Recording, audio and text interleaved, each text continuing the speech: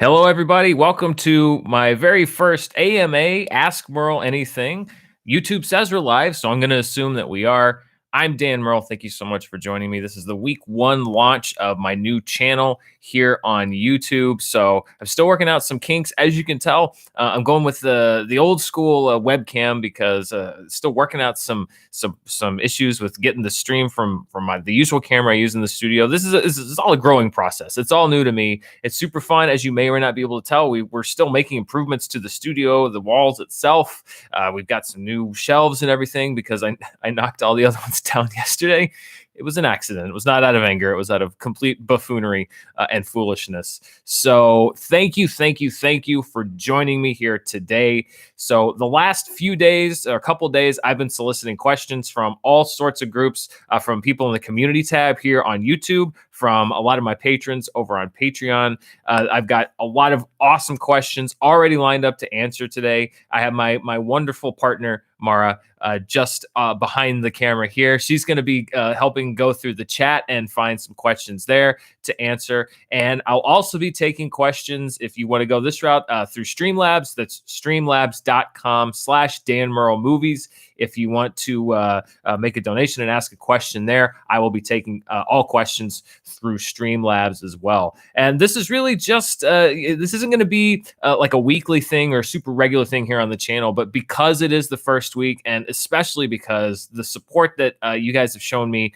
here and on Patreon and on so many other platforms has been incredible. I'm really happy to spend some time here today, answer those questions, answer anything that, a lot of the things that you guys have to ask about the channel, about movies in general, lots of stuff. There's a lot of fun stuff we're going to cover today. So let me get to the first question that was asked. This came through the YouTube community tab. It was one of the highest upvoted questions asked in the tab. It was from Corey Ross, who said, "What are your plans for a schedule? How often should we be expecting video and projects?" And then in parentheses, I didn't say content. First of all, thank you, Corey. You know my aversion to the word content. And I know that all my friends work in the industry, the content industry. I just think that, I like to say videos and projects and stuff like that. I'm an old school guy, as you can tell from the fact that I'm still figuring out my equipment and everything. So what can you expect from this channel as far as the schedule and the amount of videos? A lot of it is going to kind of depend, number one, on when movies start coming out regularly, which I hope is soon. Obviously, reviews are going to be dependent on how many movies come out each week, what the embargo is. I want to try to review as many movies as I can. I may not review every single movie that comes out, but I also have things like video essays. Obviously, Charts is going to be a show that you're going to see on Mondays, so that's going to be a weekly show. But right now, to start, I'm aiming to do 2 to 3 videos a week just to start off. And then I think as we go, it's really going to be variable as far as how many a week, depending on the release schedule, the production schedule, and honestly, the amount of stuff that I do that you guys seem to enjoy, that I'm excited by, that I want to make more of. So 2 to 3 videos a week to start off, but that could increase and decrease kind of depending on what clicks with people, what people like.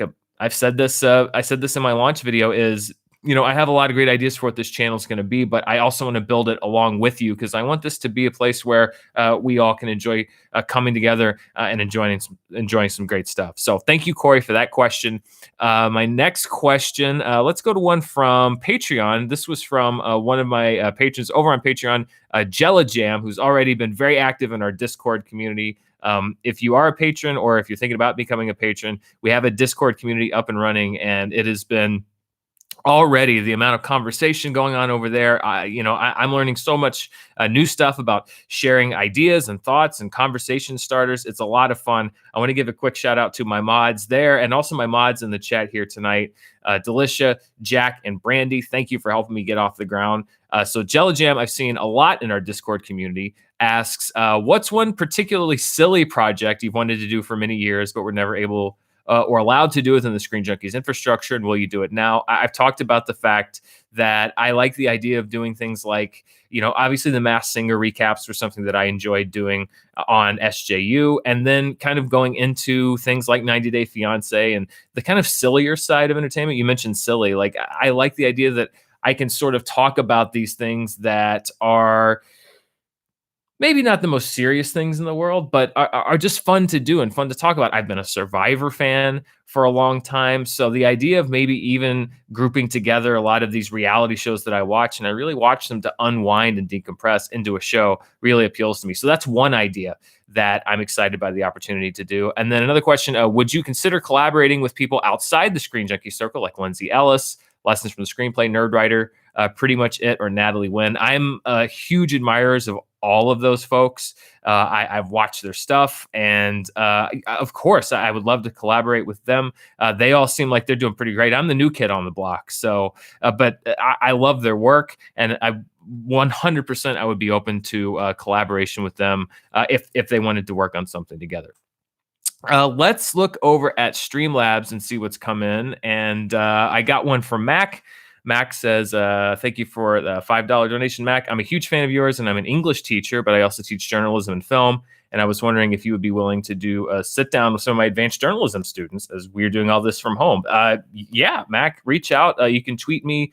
Probably the easiest way to get in touch with me is on Twitter at Murrell Dan. Or you can leave a comment on the channel, like the channel itself, not one of my videos, and let me know. But yeah, if we can work something out, I'd love to do that. And then there was a second question that Mac asked, and I'd hope maybe we could get a little bit further into the AMA before before we went over this territory. But obviously, there's a lot of curiosity, and a lot of people have questions surrounding the situation that happened back in 2017 with Andy, my former boss over at Screen Junkies. And I see those questions a lot. I get asked those questions a lot, both when I was at Screen Junkies and my time here.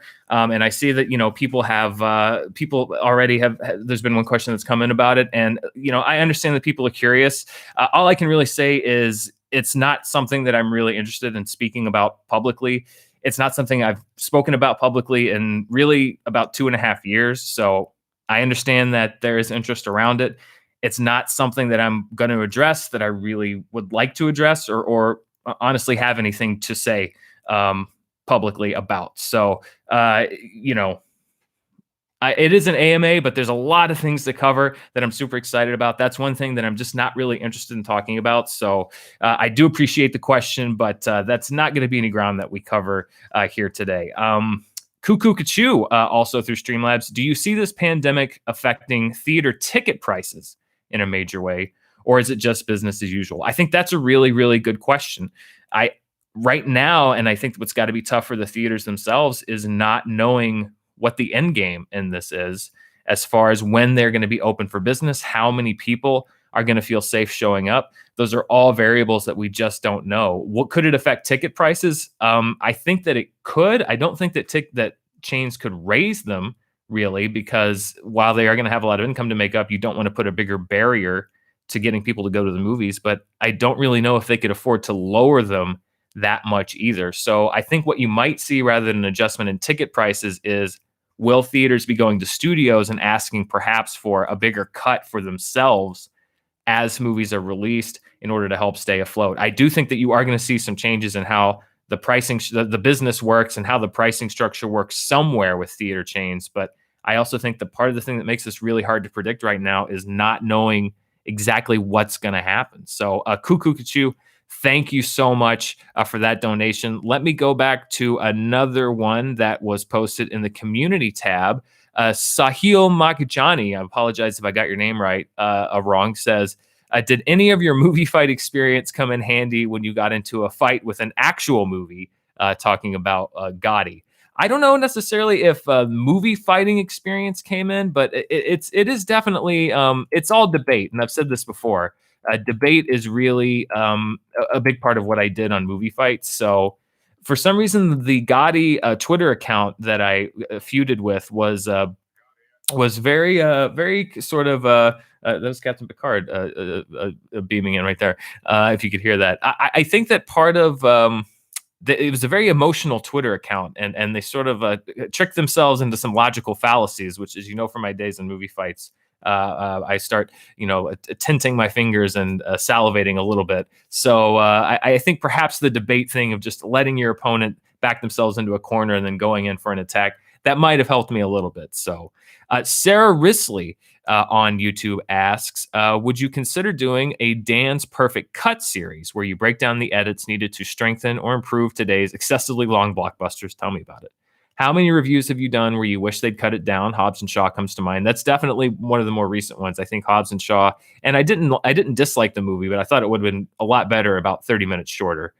This would be a chance to show off your editing and movie critic skills. No need to fan edit the films, just an analysis of what makes or breaks a good story.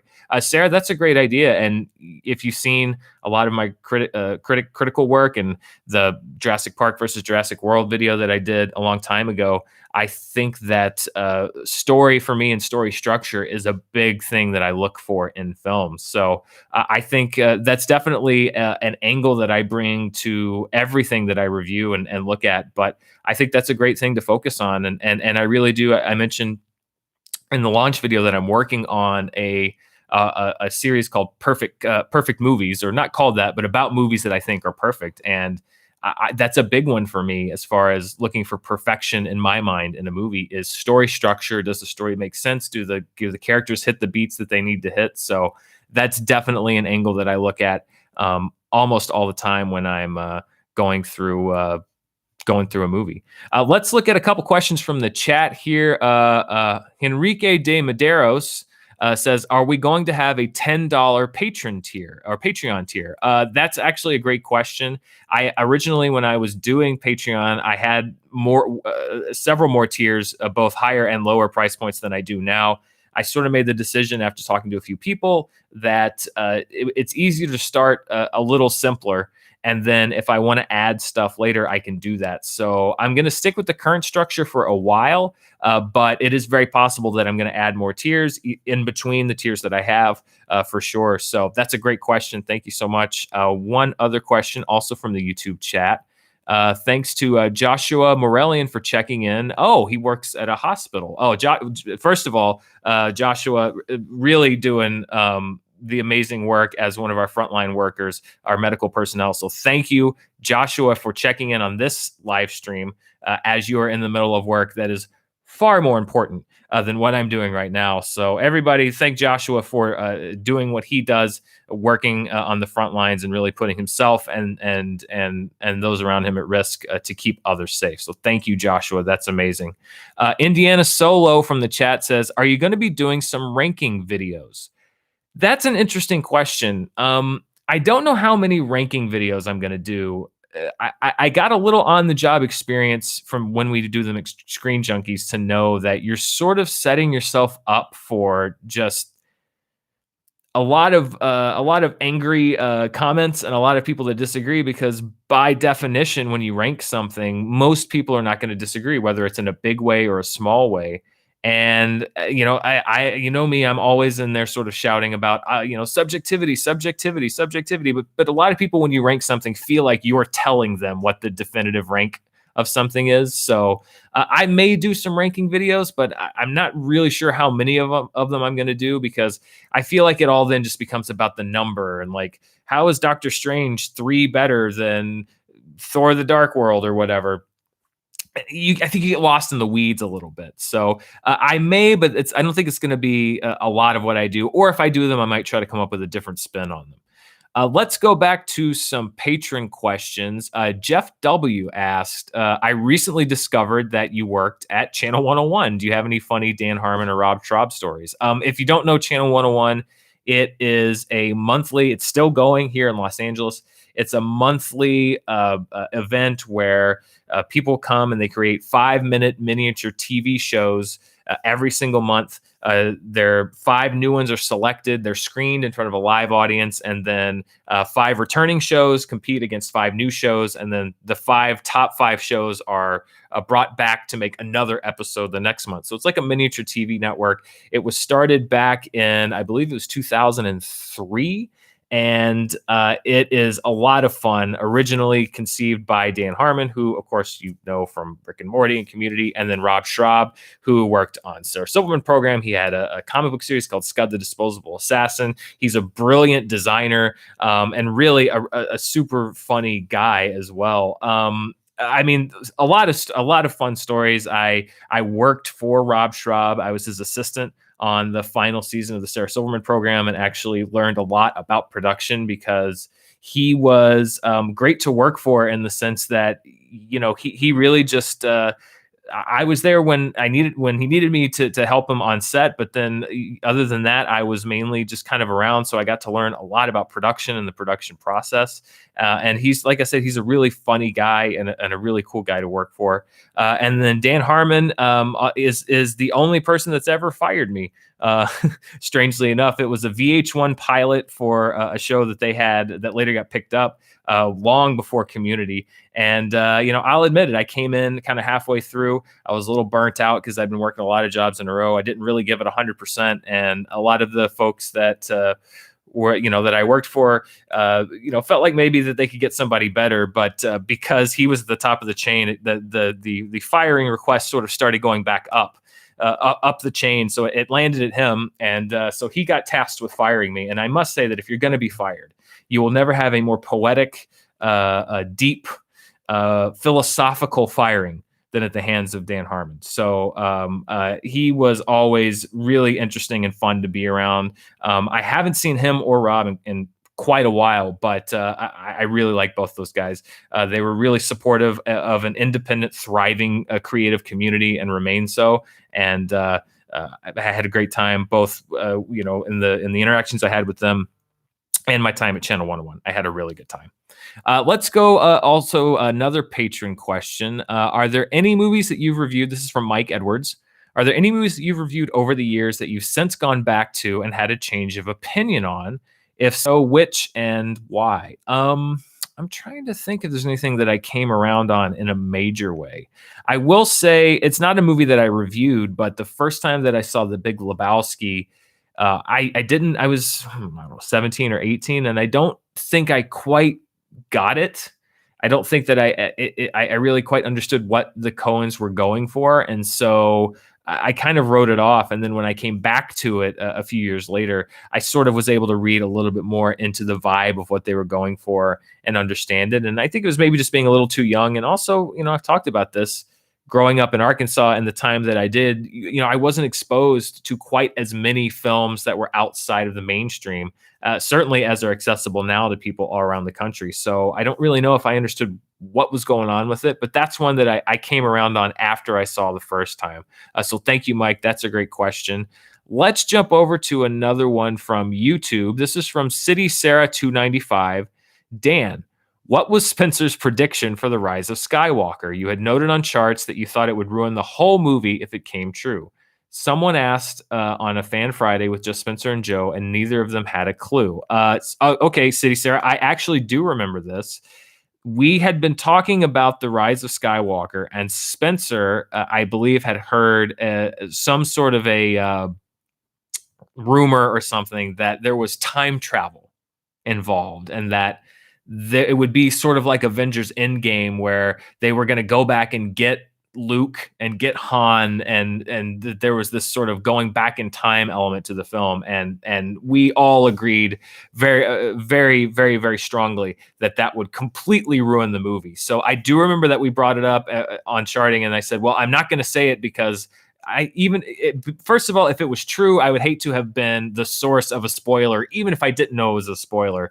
And secondly, I didn't want to will it into existence. And I was afraid that if I spoke it aloud, that it would somehow be willed into existence and into the world. So that was Spencer's, I don't know if it was necessarily his prediction, but I think it was something that he had reason to believe could be the case. And, I was not necessarily a fan of The Rise of Skywalker, but I would have been even less of a fan if that had come to pass.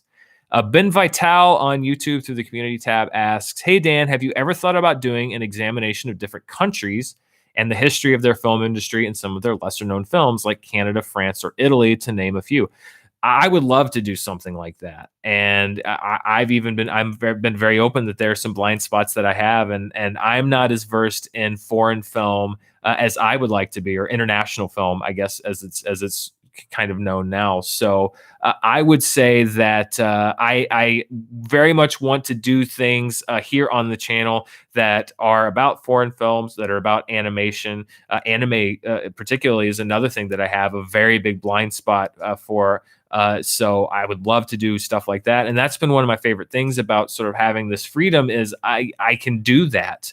And I can really go in any direction that I want. But that's something I would love to do to get more into foreign film. And then, not just bring it to the channel, but perhaps we can discover some of that together. So I would say, yes, that is definitely a direction that I'm interested in going and would love to go to in the very near future.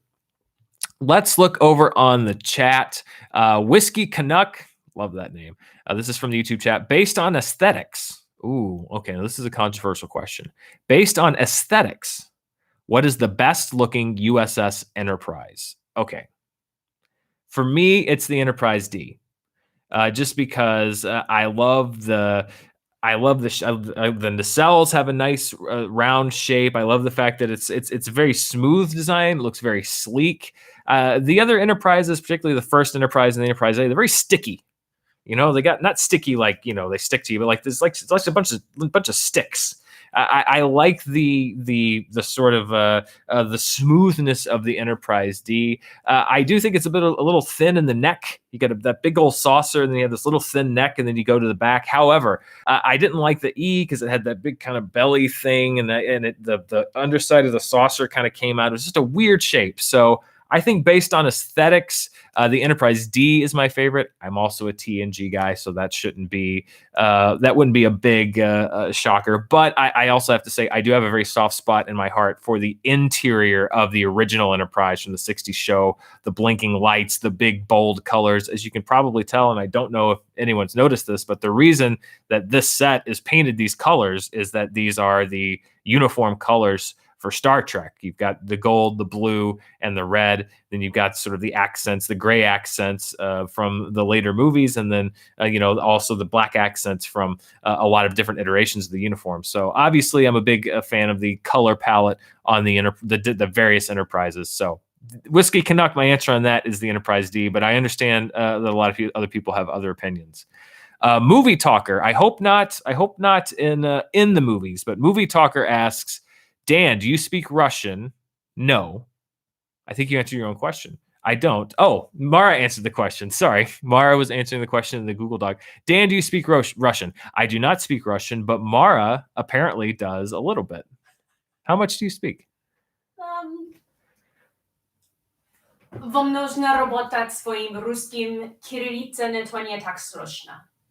Okay, I think she just activated the Winter Soldier. I don't speak Russian, but Mara does. Mara, by the way, is brilliant and a genius and speaks a little bit of. She speaks a little Japanese. She speaks a little Russian. She speaks a little English, a little bit, functional English. So yeah, Mara speaks a little bit of Russian. I do not speak any Russian. Let's go look at some more patron questions. Let's go to Sith Frog. Ooh. Dark Frog of the Sith. Would you consider, especially nowadays, reviewing some older movies, i.e. productions that turned out to be very divisive, like Interstellar, The Fountain, Boyhood, or Prometheus? Definitely. I'm going to be folding in a lot of older films into what I'm doing. And Boyhood was a movie that I was a big fan of. Interstellar was a movie that I wasn't a big fan of. But to kind of go into that earlier question as well, to Mike's question, maybe that I revisit them and have a different opinion. The Fountain, for example, is a movie that I saw once many years ago. Wasn't necessarily my cup of tea, but if I were to revisit it, perhaps I'd have a different opinion. So yeah, that's a definite possibility. And then what was your greatest moment of doubt, being afraid that you won't make it to your dream job, and what kept you going back then? I think probably the greatest moment of doubt that I had was after I initially, for a while, I was working in a job that was I could have stayed at that job for a very long time, but it wasn't along the path that I wanted to go.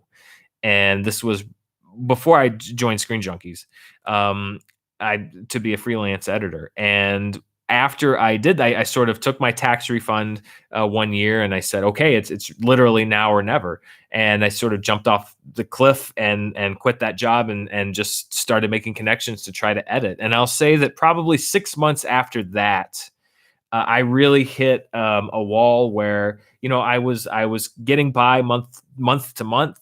But I had a lot of my other friends that were doing better than I was, and I really felt like I was was way behind where I needed to be. I didn't know that if I was going to get to where I needed to be, even though I was editing, which I love doing. When you need work, you take whatever work you can get. And so the stuff that I was editing, obviously I did the best job that I could, but they were not necessarily the things that I dreamed of. And so I definitely had a lot of sleepless nights where I sat and wondered, did I make the right decision? Have I made a terrible decision? Is this in the cards for me?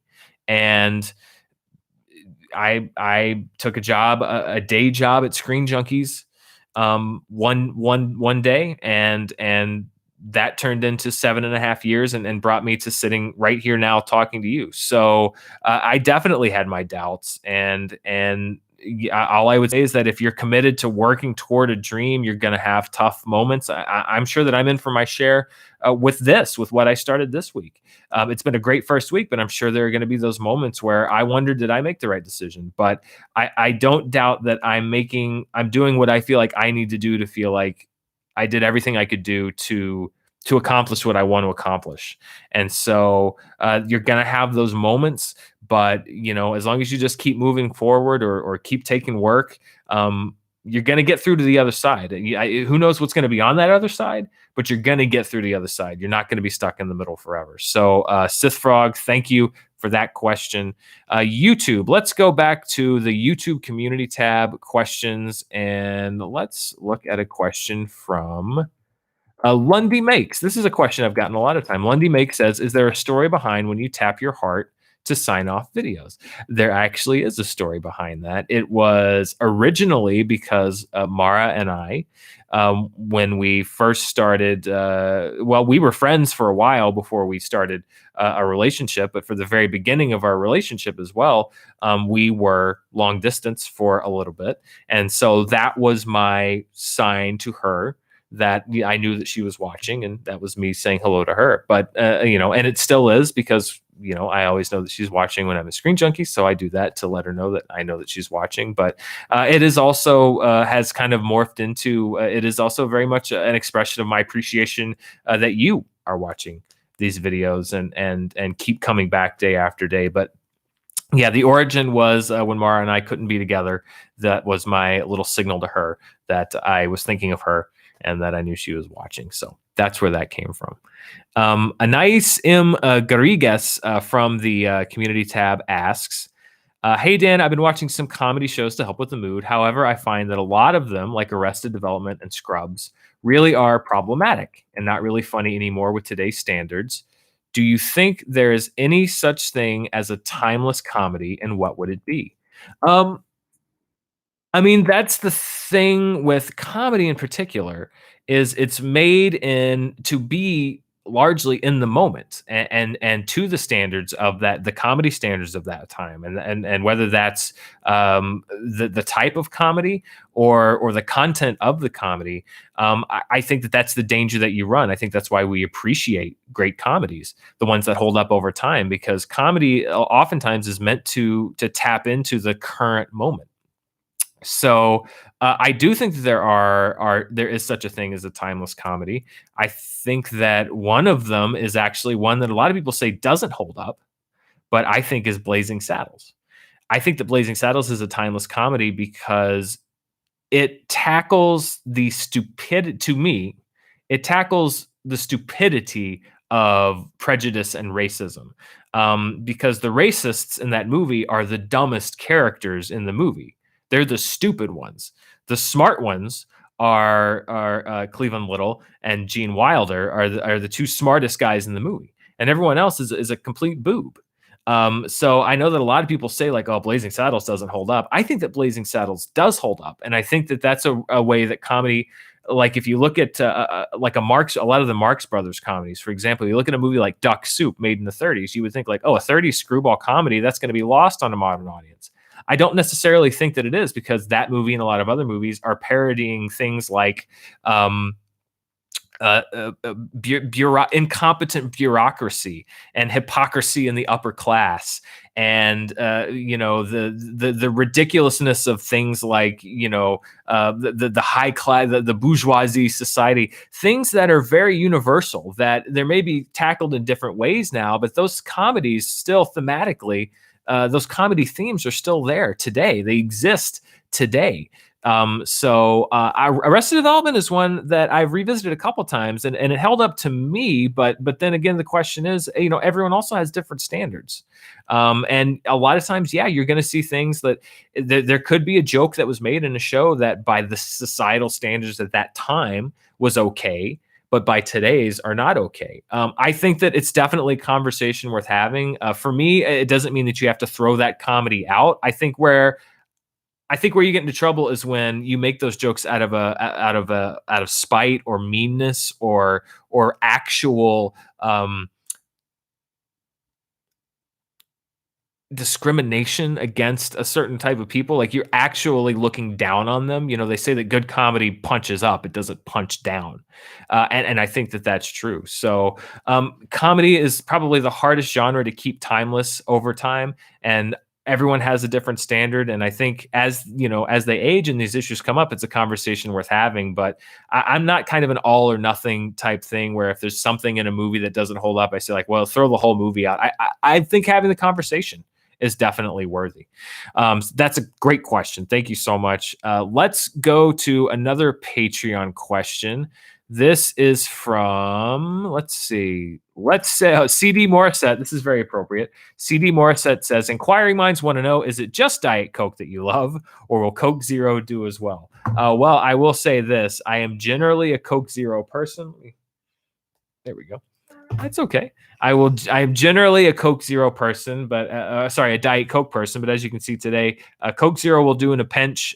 We ran out of Diet Coke, and the climate is such that you can't just run to the store and grab something anymore. It's a whole thing, gearing up and putting on masks and gloves, and they may not even have it. So I'm drinking a Coke Zero today. I'm a diet soda guy. I know it's bad for me. I understand. It's I don't know. I don't know what to tell you. I can't help it. Tea is too hot. You got to wait too long.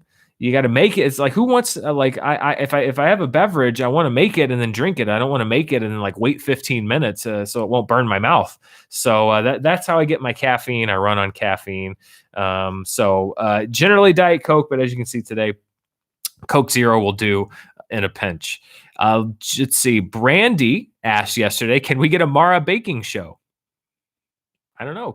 Well, I will say that Mara and I have discussed a couple of ideas for leveraging her talent for baking and my complete ineptitude at baking. So we have discussed some ideas or some concepts about how we could sort of combine her skill and my lack of skill in that venue. So I would say that is something along those lines is definitely likely, because we've already sort of knocked it around in our heads. It's a little bit more complicated of a shoot, because if you're baking, you want to be able to see what's happening and have that nice overhead shot looking down on the ingredients. So it's a little bit more involved, but that's definitely something that we've talked about. So don't be surprised if something like that shows up. Let me go to Streamlabs, because I haven't checked over there for a while. Wow, we actually have several. So let me get through some of these. Let's see. Morse Code Z says, welcome to the Log Jam. Listen, I get it. There's a lot of folks out here, and I'm honored that you're spending your time here with me. Mason, wow. Thank you for that generous donation, Mason. $40 tier since you announced it. Thank you, Mason. Can't think of a question. I'm looking forward to what the future entails. Maybe a Mara cameo. I promise you were going to get that. Here, we can do one right now. Mara, do you want to make a cameo? Let's get it so we can see the video. Mara cameo. There you go, Mason. Thank you. Thank you for that Streamlab. That's very generous. And also for being a $40, one of my producers over on Patreon. If you haven't checked out the Patreon, it's patreon.com/Dan Murrell. You can find we go from writer to producer as far as the tier goes. $5 tier, $10, $15 tier, and then $40. That gets you all kinds of stuff. The upper tier, you get a monthly full-length movie commentary. You also will get credit on YouTube video. At the director tier, you get Dan's monthly movie club, which I'm excited to do again. You also get a monthly live stream Q&A just like this one. And then also at the $5 range, you get early access to the videos before they're put up here on YouTube. I'll put them over on Patreon. You also get access to our Discord community, which I mentioned before. It's been such a big, fun new adventure. But if you want to see everything over on Patreon that I have to offer, you can check that out now. Patreon.com/Dan Murrell. The response so far has been overwhelming and amazing, and I'm looking forward to building that community up even more. Let's look at some more. This is for Roxy. Roxy, thank you. Roxy Stryer, my friend, who's been doing this. I sound like Scott Mintz. My friend, Roxy, has been doing this forever, and I've admired her hustle. Dan, so impressed by you. You're absolutely killing it. Not that anyone had any doubt. Don't forget to promote yourself, even on your own channel. I just did it, Roxy. Also, hi, Mara. You're both the rest. Thank you. You're the best. Thank you, Roxy. You're the best. I appreciate that. And I kind of love this little community now. I was on Roka's show yesterday, and Mara was on Roxy's show, and I'm looking forward to being on Roxy's show again. And Mark Riley, and Ben Bateman and Andrew Guy, and like all of these folks that have been in this sort of space for a while have really helped me and embraced me and helped me get up to speed. So I love being in this crazy thing along with them. Ryan C donated $5. Good luck with the new channel. Thank you, Ryan. I appreciate that. Jamar Jones, would be neat to see some video essay deep dives into older films that you think might need some more appreciation from people like me who are still playing catch up on the world's canon of films. What do you think?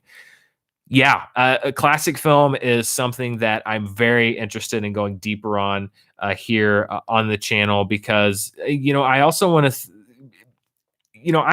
you're kind of stuck in the time where your film knowledge begins. So to me, a lot of the classic films seem obvious, but to a lot of people, they haven't seen them. And so sometimes I get a little too precious, and I overlook some real classics like Casablanca, assuming that people have seen them, but a lot of people haven't. So I'm looking forward to bringing more attention to those, and then finding more, whether that's through the Criterion channel, the Criterion Collection, stuff like that. A classic film is something that I definitely want to signal boost here on the channel, and I'm looking forward to doing more stuff about it.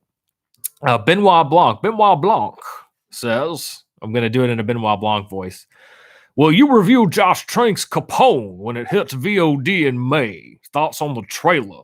I have not. I hope that was okay, Benoit Blanc. I didn't mean to make fun of you. I have not actually seen the trailer for Capone. I saw that it came out, but it came out I think in the last few days, and I've been a little tied up. But I am curious to see what Josh Trank does next. And hey, I need new movies to review, so don't be shocked if that pops up. Kane donated $5. Didn't know you were a Survivor fan. Any predictions or hopes for the rest of season 40? Spoiler-free thoughts, of course. Kane, yes. The Winners at War.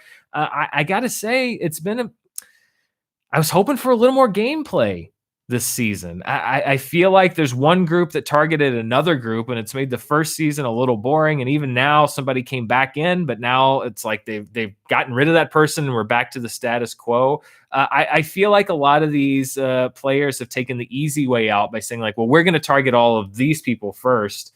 And I don't think that that's necessarily just the most interesting game strategically. I guess it's an easy game, but I was hoping in the whole Winners theme that they would try to be a little more complex and get into it a little bit more. So I will say I'm a little underwhelmed by the game so far, but these are still great Survivor players, so maybe it'll pick up. Maybe the gameplay will pick up, and we'll have a nice close to the season here. Peyton 10 says, back on Screen Junkies after party, you mentioned you started working in backstage theater. What did you do? I'm a fellow technician. Oh, that's great. Awesome. Yeah, I did drama tech in high school. I did lights. I was in the lighting booth for a lot of it, working on the light board. And then in my senior year, I did also stage managing up in the booth for our spring musical, which is a big thing that our high school did every year. So I was sitting in the back next to the lighting board, and I would get the reports from the stage that the scene changes were ready and get the all clear. And then I would tell them, go lights, and the lights would come up. And that was always a very terrifying moment, particularly in high school, because it's pitch black. So I'm relying on people to tell me that they're ready to go. And when you say go lights and the lights come up, if something's wrong, there's nothing you can do about it. You just got to roll with it. That's live theater. And one time I remember there was a backdrop that they had not brought down. So the lights came up, and you just saw the back of the theater wall. And so we had to improvise quickly and come up with a solution to that problem. But I had an amazing teacher for drama tech in high school. Her name was Miss Benson, who was a huge influence on my life. And, a lot of teachers would have gotten up in your face and yelled at you. And she just very calmly got on the headset and said, like, Dan, we can see the back of the studio wall or the theater wall. It's like, yes, ma'am, we can. She's like, how do you plan to fix this? And we worked through a solution and we did it. So a great teacher can really make a big difference in your life. And Miss Benson was really one of those. So I love techies. I'm glad you're a fellow techie as well. I really enjoyed my time in drama tech in high school. Glenn Caesar says, hey, Dan, congrats on the new channel and adventure. So happy for you and excited to see where this goes. Thank you, Glenn. The Dan Fran says, hey, Dan, longtime fan, first-time donor. Thank you very much. What is your favorite MCU movie? Which one is the best? Please elaborate on why they are or are not the same movie. I love your work. So my favorite is probably still Captain America: The Winter Soldier. I just love that spy vibe. I love the interplay and the interaction and that deep friendship connection between Cap and Bucky in that film. I think that's probably my favorite. As far as the best, I mean, I think it is almost impossible for them to have achieved what they achieved in Avengers Endgame. For them to pull together 10 years of what they did in a satisfying way, I think was almost an impossible task. Plus, it's funny, it's emotional, it hits all the beats it needs to. It gives, I think the characters the resolution that they need. So I still think that Captain America: Winter Soldier is my favorite. But as far as just the amount of what it accomplished and what it was able to do, I think Avengers Endgame for me is the best, and that's also the differentiation that I'd make. Also Paddington. I get it now, Paddington, like Paddington. I hope that's what you meant because I'm going to take it that way. Do you plan on doing any ratings and/or reviews on your Letterboxed? Yeah, I love logging stuff on Letterboxd. I haven't done as many ratings on there because as you know, I'm not a big fan of rating films. I like to just sort of give my thoughts on them and sort of general guidance. I do rate them for Rotten Tomatoes when I submit there because I also don't like the binary fresh rotten thing. So it's kind of the lesser of two evils for me. So I don't know if I'm going to do a lot of rating and reviewing on Letterboxd, but I am still going to log everything that I watch because I think it's a great resource for myself to look back on and see what I was watching. And I think a lot of people like to follow along there too. Nathan 1011 asks, what was your favorite Honest trailer to work on? I would have to say, oh man, they all sort of run together. To work on. I mentioned this on John Roca's show last night, but the Deadpool Honest trailer was really fun to watch come together because seeing the stuff come in from Ryan Reynolds with us and then seeing the edit come together and realizing that we thought we really had something fun was great. And also 50 Shades of Grey, when we got that song in and editing, like when I was editing Honest trailers, that was a lot of fun to sort of tweak and get things just right and really hit those jokes. That was a lot of fun. So those two stand out, and I think they were pretty close to each other as well. Billy Pollahan, long-time Screen Junkies fan. Hey, Billy. Hey, Dan. Oops, sorry, I lost it there. Hey, Dan, I wanted to tell you I'm really proud of all you've done, and you deserve it. My question is, what have you been doing to fight boredom in quarantine? Starting a new YouTube channel, Discord, and Patreon is a great way to stay busy during quarantine. I'll tell you that much. That has kept me busy for the last several weeks. But also, Mara and I just try to make sure that we are keeping time to hang out and do things for ourselves. We are very respectful of the safer at home order here in California, but at the same time, if we want to go out and take a walk or just around the block, or if we, kind of structure it so that we can go out once a week to get essential items that we needed at the grocery store or elsewhere, then we'll do that. So it's a combination of sort of planning our outings to make sure that we're not spending too much time in the house without leaving, and also trying to structure the day to keep ourselves entertained.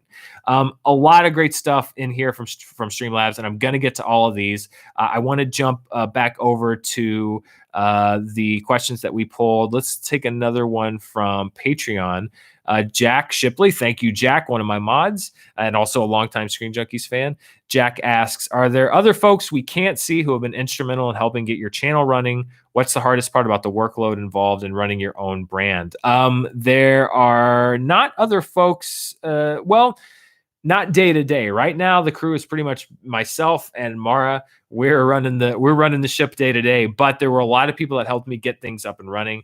John Mariano is one. He did a lot of awesome graphics. If you go to the Patreon page, the banner up there with the animated figure and all those the tier images, he did all of those for me. He did the AMA things that you see on here, the animated character and the Ask Murrell Anything text. He did those. He did a lot of great work, and he and his family are also amazing supporters of the Schmodown. So John helps me get that going. Robert Holtby, who you might know from his work on Honest Trailers, a brilliant graphic designer, helped me with some motion graphics, the intro to my channel and the end card, and really designed awesome, amazing stuff that I think helped get the channel off on a great foot. So Robert helped me with that. Emma Fife helped me figure out what Discord is, which was great because she helped me out more in 30 minutes than I probably could have figured out in 4 hours on my own.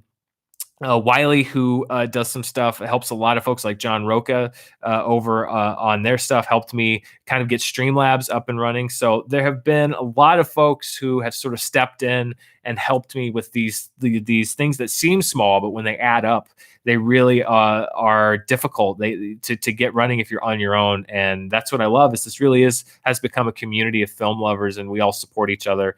So those folks really helped me a lot in getting everything up and running. And then, as I mentioned, Jack, who asked the question, Delicia, Brandy, helping me mod over not only on the YouTube channel, but on the Discord server, has been a massive help. So, and I'm sure I will be enlisting more people who step up and want to be a part as we go. But day to day right now, pretty much me and Mara hanging out, running things. It's fun.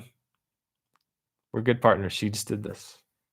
I don't know what it means, but I like it. I designed your set. Yes, she did the set. Yeah, she designed the set and everything. I'm telling you, she's multi-talented. She's far more talented than I am.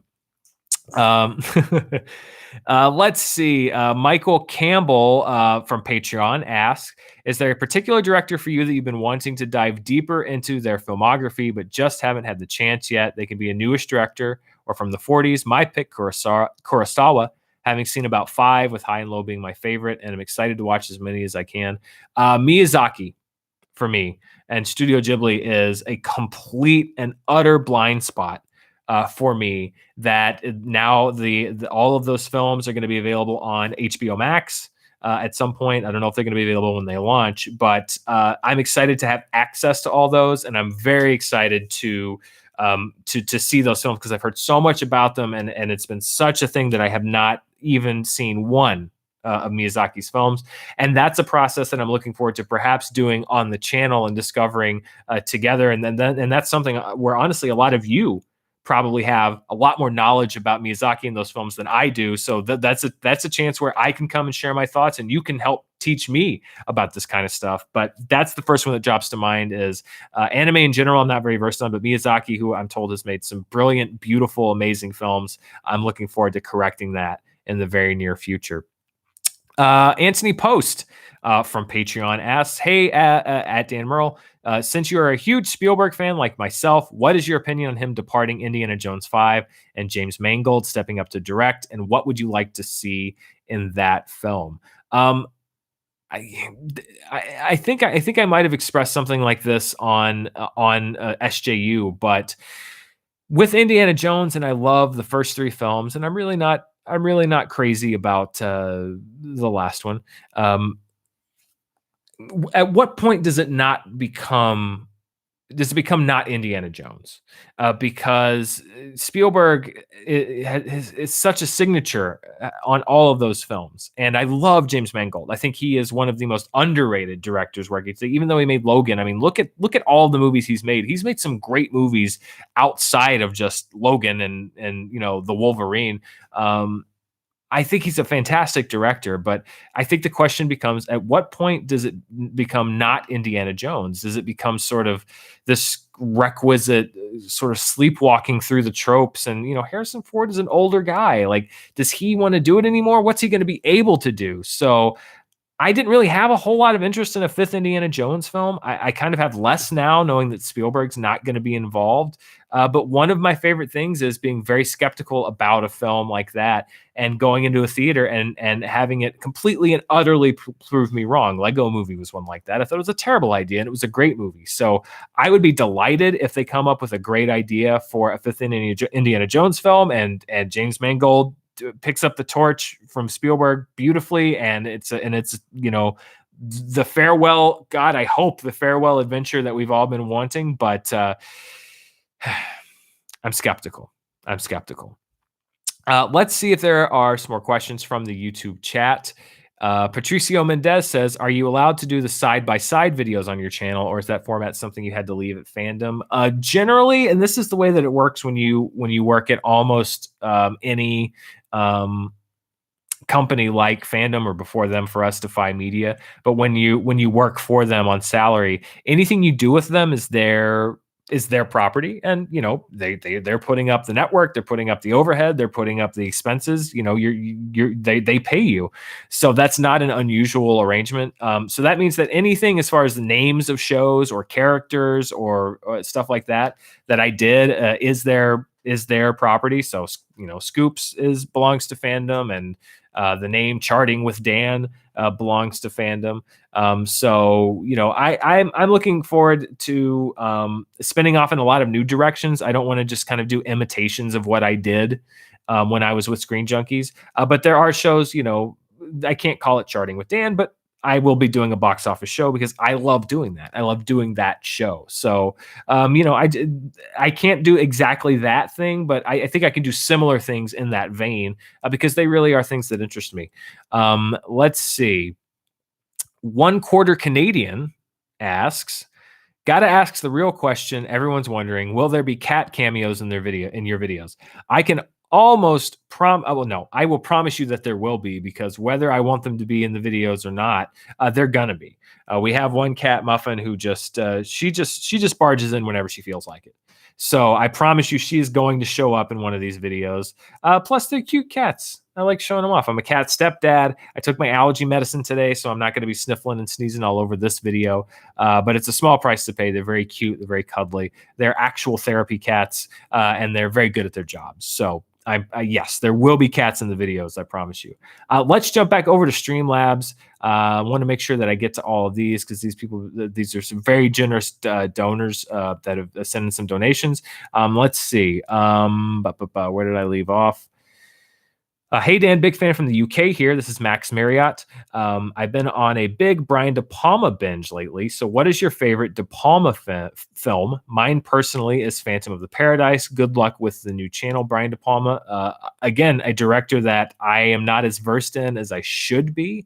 I like his, bigger studio fare, your Scarfaces and your Mission Impossibles, but there's a lot that I have not seen that I need to see. So I don't know if I could really appoint a favorite, because that's another director whose filmography I need to delve into a lot more. But knowing that you enjoyed Phantom of the Paradise means that goes high up on my list as I'm learning more. Ryan C says, TNG is my favorite Star Trek series. Can't wait to hear your thoughts on it. As far as TNG goes, The Honest Trailer is my thought on it. But there will be later this week my review of Picard, the sequel series to TNG. And let me tell you right now, my thoughts are dense and complicated. So strap in and get ready, because I don't know really where to start. There's some things that I loved and some things that I really didn't love. So that will be up this week as I address Picard and my thoughts on the show. D-Train asks, have you seen or heard of the film The Bear? It's a 1988 film that's about an orphan bear cub who befriends an adult male grizzly as two hunters pursue them through the wild. Saw this film for the first time since childhood and didn't realize it's perfect. I do remember the movie The Bear. That's another one when they say, did you see a movie when you were, at a certain age and return to it? I remember trying to watch it when I was a kid and being bored out of my mind. And I think because probably wasn't necessarily aimed at a 6 or 7-year-old kid. So that's weird, though. I remember that movie was marketed very heavily, and I haven't heard anyone reference The Bear in quite a while. But yes, I do remember The Bear, and it's going to go on the list, worth revisiting. Chris donated $1 and asks, hey, Dan, have you watched any of the recent South Park seasons? I know in the past you've made quick references to the show, including their movie and to certain running jokes. To me, the new seasons are still great and worth checking out. Yeah, I do. I watch South Park regularly when it's on. It's tough to know when it's going to be on, but I think that I listen, South Park the movie, I think, is one of the great pieces of satire, particularly of the late 20th century of that era, particularly in the media and the sort of finger pointing, and it's all cyclical. We've had one or two more cycles of the whole idea of like, who's to blame for these terrible things? Let's pick something. So I think that at its height, South Park has been great comedy. I don't think it's necessarily reached those heights as much lately. But every once in a while they'll pull something out that to me, kind of approaches what they've been able to do in the past. So yeah, still a regular view on South Park. It's not quite as consistent in my opinion as it used to be, but every once in a while they'll hit something that I'm like, all right, yeah, they still got it. Mason asks, thanks, Dan and Mara. Loved the cameo. That was great. So there you go. You're welcome, Mason. Stephen N. Parker donated a little something for the donut detective. I will get Mr. Blanc fill that donut hole with that donation. Thank you, Stephen. Alex, thank you for the donation. Just signed up for Dan's Movie Club for the first time. Longtime film fan, late to the game, SJU fan, but must say that you've not only gotten me through some rough times as of recent, but inspired me to work on my creative side again. Thank you, Alex. That's amazing. Those are the messages that are really, it's actually hard for me to wrap my head around it. Because to me, it's, I go in and have fun and do a show, and to know that it means something to somebody I never get tired of hearing that. So I'm glad that, I could help get you through some tough times, but also, remember that you also came through the other side of it, and you also helped get yourself there, man, there, man. So thank you so much for those kind words and for that donation. Amar, you know who I am. Yes, I do know who you are, Amar. Amar, if you don't know, was a really, really funny, talented young filmmaker. He's older now, which makes me feel older, who sent in some stuff back in the Screen Junkies Plus days, who I've reconnected with through Patreon. It says, Dan, how do you go about relationships? I'm a hopeless soul with no women in my field of view. Oh, Amar. Well, first of all, I can relate. And secondly, I didn't either. I had no women in my field of view, and then in walked the love of my life. So I can say just hang in there and be open to. It's not always going to be like, oh, you meet somebody and they're, immediately, that you're going to, sometimes it's a friend, sometimes it's somebody that you've known, and sometimes it is, somebody walks through the door and roses petals start flying through the air and the lights dim and you're the only two people in the room. There's no one way that it happens. I think that sometimes it happens when you're least expecting it. That's certainly what happened with me. So Amar, I wouldn't get too down about it. I think that it's different for everybody. I think we're sort of trained to think that it happens one way, or it happens at a certain age or a certain time or whatever. But trust me, man, it's going to happen. And somehow when it does, you're going to realize that the timing was right. Scuba Steve Films. Thank you for that donation, Scuba Steve. Hi, Dan. Much love to you from Rhode Island. Proud to be a patron of yours and happy to support you in any way. I hope nothing but the best for you. Would you be able to do episode reviews of the X-Men cartoon show 92 through 97? I hope you and Mara are staying safe. Yeah, I would love to talk about the X-Men animated series. Eric and Julia Lee Wald, who have been on Screen Junkies a couple times, are still very friendly, very supportive. I communicate with them every once in a while. They've got some exciting projects in the works too. So I'm actually hoping to talk to them again not too long, very soon, and talk about the show, because I love that now people are rediscovering it on Disney Plus. I believe it's on Disney Plus, and sort of talking about the X-Men animated show again. So definitely, I would love to talk about the animated series, whether that's episode by episode or just in general. Man, you guys have been amazing. So still stuff coming in on Streamlabs. I'm gonna do a couple more of these. I'm gonna get to all the Streamlabs though. I promise. I want to jump over to also some Patreon questions and YouTube questions. Let's see. Ben Rayner donated and asked, "Hey Dan, big fan. This might have been asked, but will you do a deep dive show about specific directors each episode? Would be awesome. Like Spielberg. Good luck with everything." Yeah, I love looking at the filmography of directors. That's why I enjoy doing those honest trailers that were sort of the directors, all of Christopher Nolan's or all of Tarantino's, because you go back and you watch all the films, and obviously that was more with a comedic point of view in mind, but I also loved rewatching those films and finding those common threads and trying to see like, oh, where did that come from, or that's interesting, or oh, this is something that's in their early work but not in their later work. So when I talk about things like the video essays, that's something I'd be interested in doing, maybe not as often, but to really do a deep dive and produce something very extensive is really something that I would love to do. Let's see. One more from Streamlabs before I jump over to get a couple other questions. I'm Bradman asks, have you read the Batman the Animated Series comics that just came out? Paul Dini and Alan Burnett are writing them. I have not. I was a diehard reader from the first issue to the last issue of the Batman Adventures, which was the original Batman the Animated Series cartoon comic book that came out in conjunction with the cartoon series. It's the first appearance of Harley Quinn in a comic book was that comic book. So I have all those still. I kept those from my childhood. So I read those. I didn't actually know that there were new Batman animated series comic books out, but I'm going to have to seek those out, because that's maybe my favorite iteration of Batman. Is the Batman the Animated Series version. So thank you for that heads up. I'm gonna look up right now and see if I can find those. Streamlabs, I'm going to get the rest of those questions, but let me jump to a couple more here. Let's look a couple more from Patreon here. Let's see. Rywolf22 says, Dan, since you have always been an advocate of the theater going experience, I would like to know some of your best / favorite theater moments have been. I think that I just mentioned it, but Avengers Endgame was a great theatrical experience. Sixth Sense, I remember seeing in a theater. It's actually, I think it's the hallmark of a great movie or a memorable one when you remember seeing it in a theater. You remember that moment of sitting in a theater and a moment happens. I remember sitting in a theater watching The Sixth Sense. I remember sitting in a theater and understanding what the premise of The Matrix was going to be. I remember sitting in a theater at the reveal for Fight Club. And this is a very formative time in my life. I was 16, 17 years old when these movies were coming out. So, these were big game changer moments for me.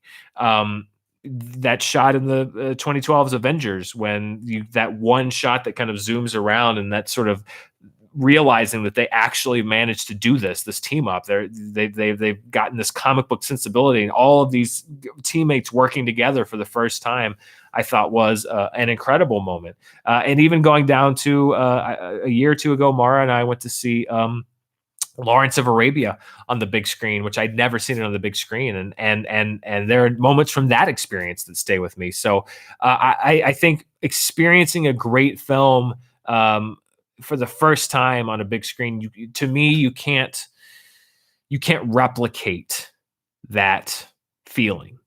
And that's one of the reasons that I love the theater going experience so much. So those are a few that stick out in my mind. Cayman writer Korn asked, you've been very outspoken about the critics versus fans narrative, something I agree with, but some movies do elicit very different opinions between critics and general audiences.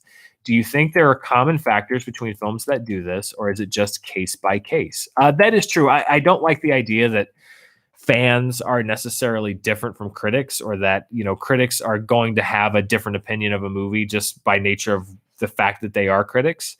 I do think that there are some genres, particularly horror, that critics may give a harder time to, because I think that the bad ones sort of rely on tropes that, an average critic will probably see 10, 15, 20 horror movies a year, whereas your average moviegoer is probably going to see one or two, maybe. So, if that. So, I think that a lot of the tropes and a lot of the sort of cliche things will bother a critic or will bore someone who sees more of those types of films than it might somebody who hasn't seen as many of those films. So, I think that may be sometimes why a critic will be a little harsher on a movie. And then also, I think that sometimes movies are missold. Hereditary is one that, critics loved. I loved that movie, but a general audience, it was not as popular, I think, largely because they were promised a different film than what they ultimately got. So I think that could be part of it. But yeah, generally that narrative of critics versus fans, which is initially what got me into that whole argument with the Gotti movie, I don't like, because I think it draws a barrier that's not necessarily there. Like, there is a difference in the sense that, yes, the average critic is gonna see more movies a year than the average fan, but at the same time, that doesn't mean that either of them appreciate film any less or any more. And honestly, it doesn't mean that critics know everything and fans don't. There's a few critics out there that I'll read and I'll be like, I don't know what the hell they're talking about. Like, there's people out there that I know that aren't critics whose opinions I agree with and think are rooted a little more in reality than someone who's a professional critic. So, there's that dividing line, because yes, if you're paid to do it versus someone not paid to do it. But I don't necessarily think that the gulf is that wide. Let's look at another Patreon Patreon question. Gibbs yesterday asked, are you looking forward to the 4K edition of Jaws? Yes. From what I've read, it will include the original mono mix, which is really exciting. I did not know that, but that is very exciting to me. I've talked about this with Mark Riley a few times, but when Jaws was remastered for DVD back in the late 90s or early 2000s, and then on every successive release, they remastered the soundtrack for 5.1 and all that stuff, which means that they also replaced a lot of the sound effects, and that alters the feel of the movie. It's like the Mandela effect, where I had seen Jaws 50 times in a certain way. I knew what the sound of the shark hitting the bottom of the orca during the Show Me the Way to Go Home boat sounded like. I knew what it sounded like when Chief Brody shot the shark and said, smile, you son of a bitch. And you heard the thing. Like, that was ingrained in my DNA. And when they remixed the sound, they changed a lot of that.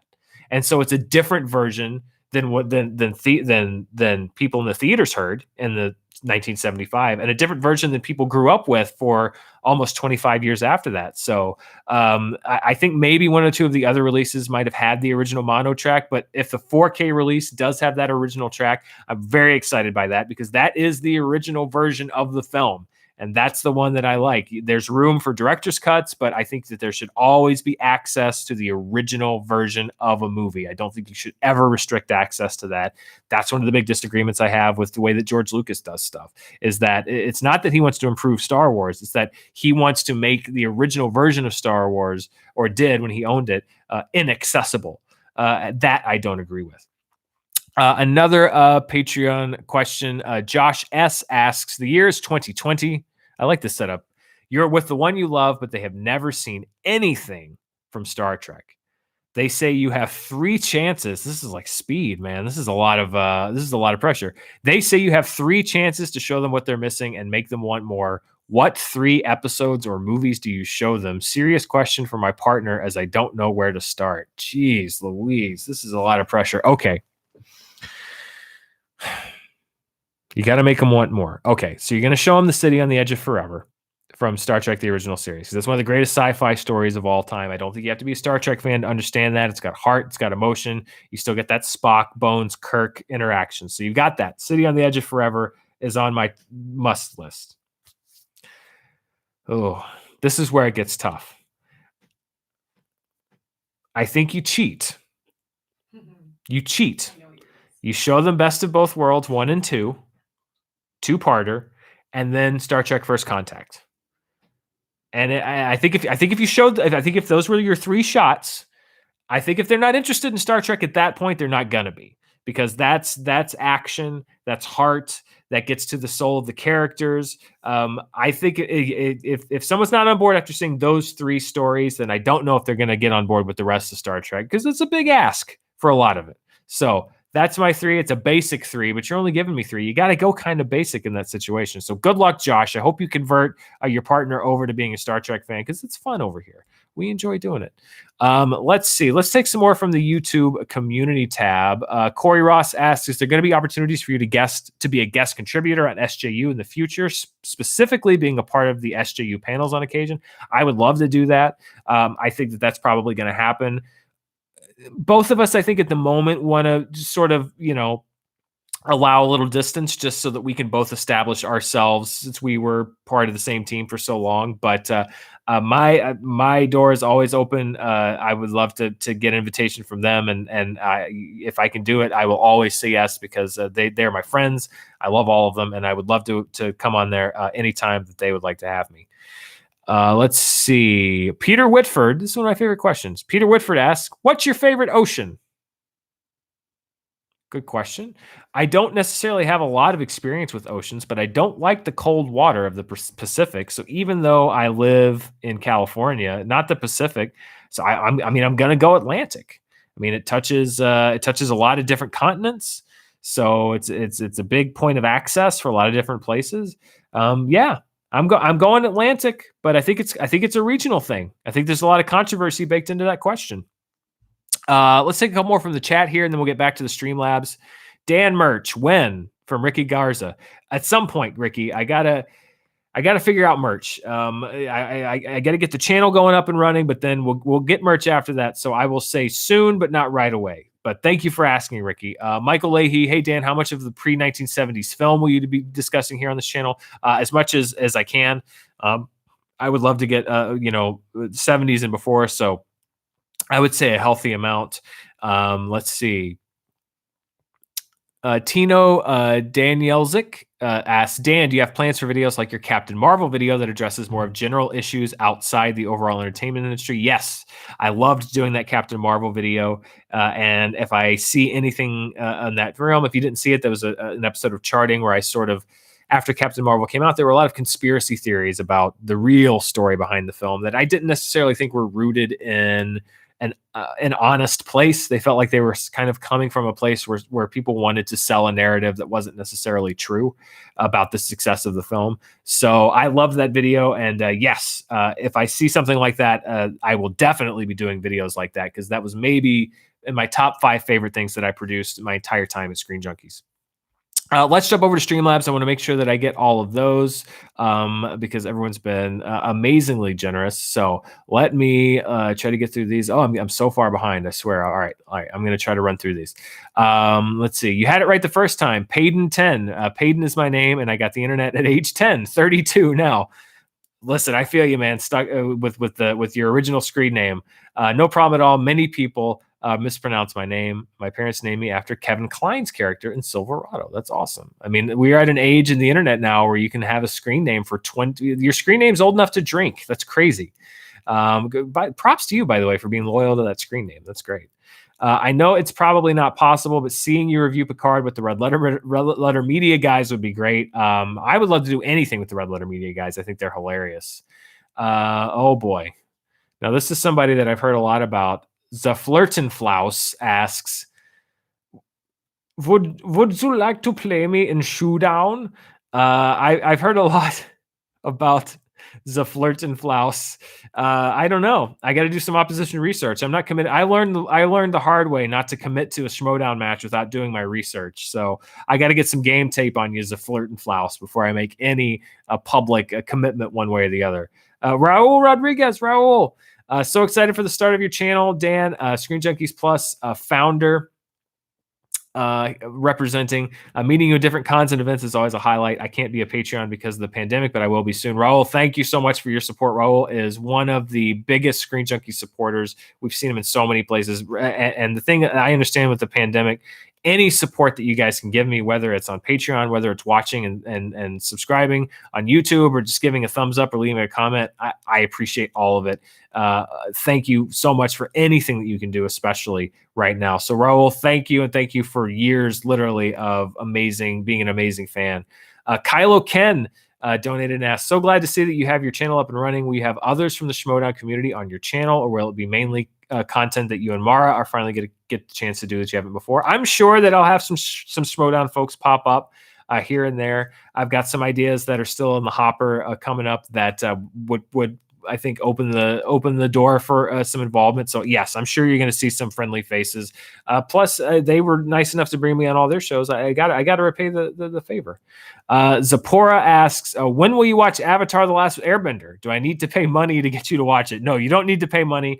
I do need to watch it. That's another one that I have never seen.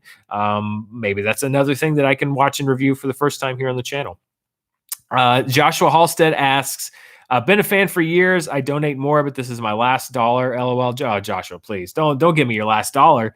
I've asked before, but if you could retcon the Jurassic Park sequels and make a direct one in 2020, what would you do with the IP? Oh, man, I don't know, because I think that Jurassic Park is so great that I think that was a movie that didn't need a sequel. It really didn't need one. So I guess what I would do with the IP would be try to make a movie so terrible that no one else would ever dare to make a Jurassic Park movie again. It would be like a producer situation. But you know what happens in that situation is then it's a massive hit and I'm stuck for the rest of my life making terrible Jurassic Park movies. I'm convinced that's what happened with Jurassic World. So I guess I'd have to do my best. And I think I pitched a Jurassic World sequel a long time ago on Movie Fights, but that's a tall order because I honestly don't think Jurassic Park needs a sequel or ever needed one. But thank you for that question. Tim, thank you for the donation. Schmo Junkies asks, how are you catching up with movie news and any plan on covering it? I keep up with movie news just sort of daily here and there on the internet. I kind of keep my finger on the pulse. Right now on this channel, there's really no plan to cover movie news in like a daily sense. I plan to sort of focus on reviews and more edited stuff. But that's not to say that if there's a big story that breaks that I feel really passionate about and want to throw the lights on and do a video about, that I won't. So it's going to be less daily movie news on this channel and more about sort of reviews, analysis, stuff like that. But obviously big stories, if I really feel moved to do something, then yeah, I'm going to jump on and doing it. That's what I like, is that freedom of not having to cover necessarily every story. But if there is a big story, I want to cover it, then I can.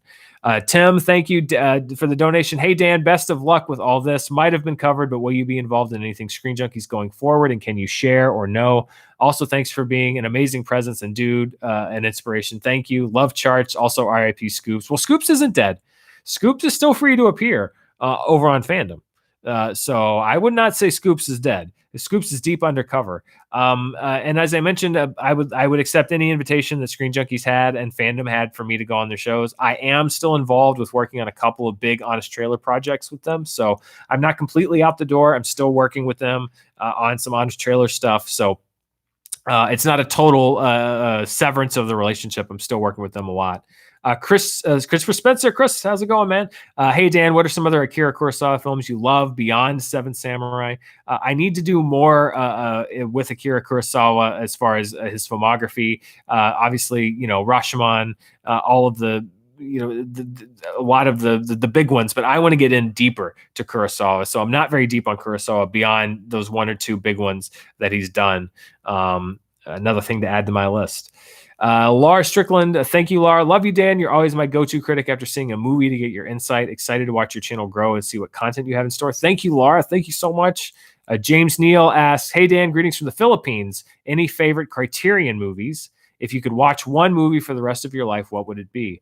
I own a few Criterion movies on Blu-ray. I love the Criterion channel and watching stuff. I just watched not too long ago for the first time the 400 Blows, which I'm trying to go back and get through the basics, but then I also watched I'm blanking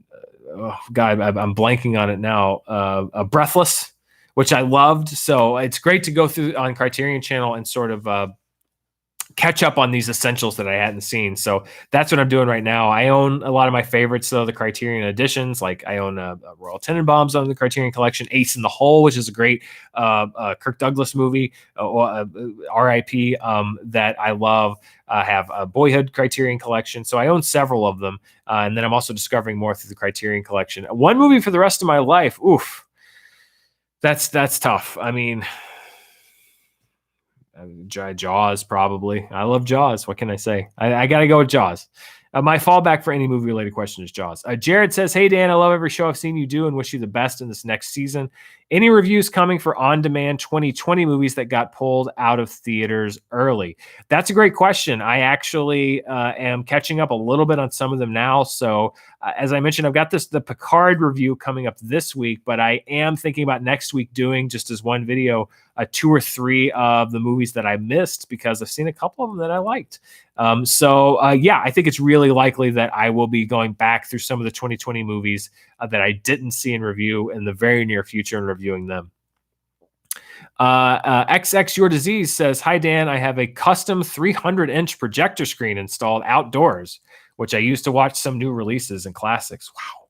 It really does give an amazing theater experience. If you can invest in a home theater, what would be your budget and scope for the project? Well, my budget and scope for the project right now would be keeping the TV that I have and maybe like $25 for a new Blu-ray, just because I'm putting, most of my resources right now are going into the channel and getting the channel up and running. But I think it's tough because, we're apartment dwellers. So a nice entertainment home system would be great, but we also don't want to bug the neighbors. So I think the bigger investment would be like number 1, house, and then number 2, home theater system. So I guess I would invest in a home and then the theater system. So maybe 20, 30 years we'll get there, especially if I stay here in California. Moody, hey, Dan, so happy for this new beginning. Super pumped. I've been a fan forever. I want to ask, which film is worse, Jurassic World or Jurassic World Fallen Kingdom? Can't wait to hear an epic Dan rant in the future sometime. LOL. For me, I think that Jurassic World is worse just because Jurassic World Fallen Kingdom is kind of dumb, but I think Jurassic World has more unforced errors, but I'm not a fan of either of them. So, but a lot of people love them and I get it. But of the two, I think I got angrier at Jurassic World. I was a little sort of just whatever about Jurassic World Fallen Kingdom. Lamont, thank you for your donation. Dan, who's the best voiceover actor? Who's the best over actor? Gene Wilder, Jim Carrey, or Christopher Lloyd? Wow.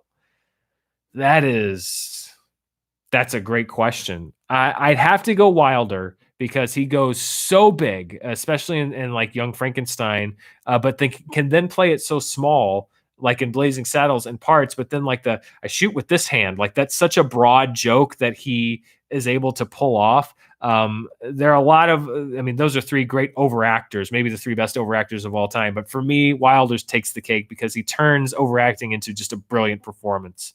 If I could get into a fight with another movie like Gotti, what would it be? I don't know. The Gotti thing I thought was like a necessary thing. I don't know if I would want to actually get into a public spat with another movie, but if I had to pick one, what movie?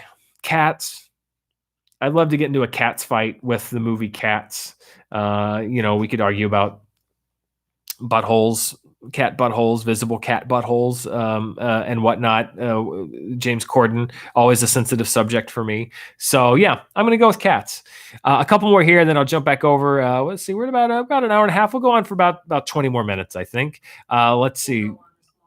Yes. Well, we'll go. Well, if we go on as long as we need to, we might be here all night, which would be fine. But so if you want to keep sending the Streamlabs, probably here in about 20, 30 minutes, I might start wrapping it up. But please send them in if you still want to get these questions answered.